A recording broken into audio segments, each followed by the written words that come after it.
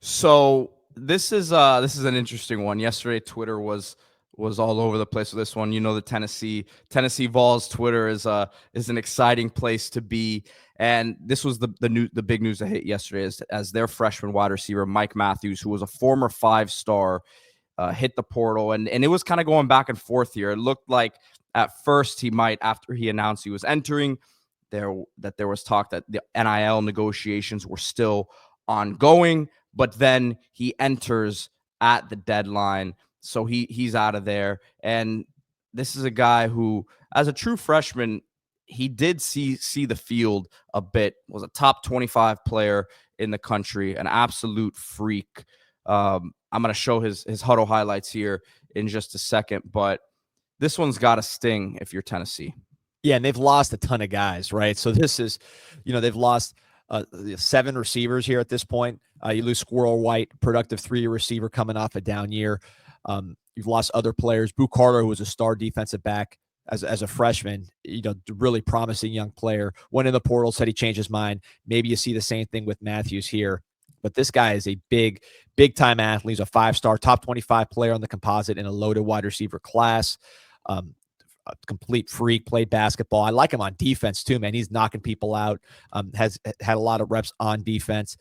Didn't play a lot this year. I think part of the problem was you watch his highlights and you just remember from high school, he was not the most polished guy coming out. He was definitely more of an athlete. So, maybe with some veterans on the roster, he took a little longer to develop and break through. Obviously, Tennessee's a team that was playing in the playoffs, so they had high aspirations, and he wasn't able to get on the field. But this is a guy that you just need in this offense. I didn't think Tennessee had the most explosive wide receivers this year for the type of offense that they play. They like to threaten you downfield with that pace, with that running game, and I thought they lacked that a little bit this year by their standards.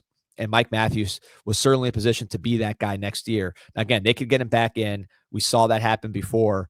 But if you're Tennessee, you're wondering why so many people are leaving when you've really had a lot of success as a program. And you're in the playoff this year. You've gotten a lot better than what you've had in the past. Carl Olive says Mike Matthews going to Texas A&M too.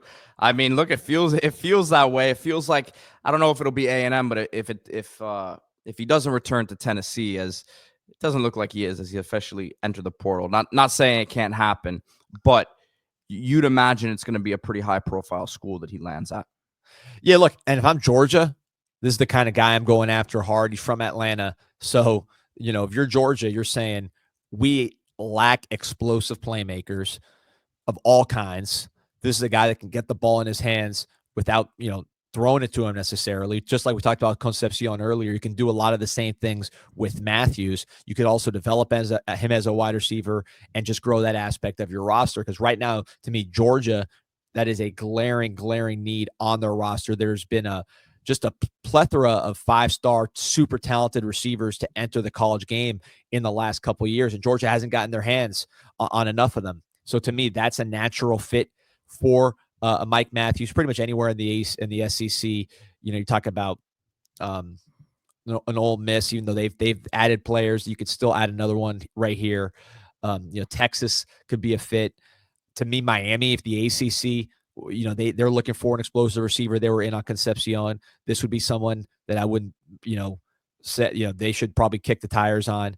FSU is always looking to add to their receiving core. So this guy's going to have a lot of options. I don't see him taking a step back as far as, going to a smaller program or anything like that. I think a lot of people are excited about what this guy brings to the table, and he just needed time to grow. Carl Olive says, I bet Lane Kiffin will give Mike Matthews a call. Ole Miss has added some receivers, but would not count that out. That's for sure.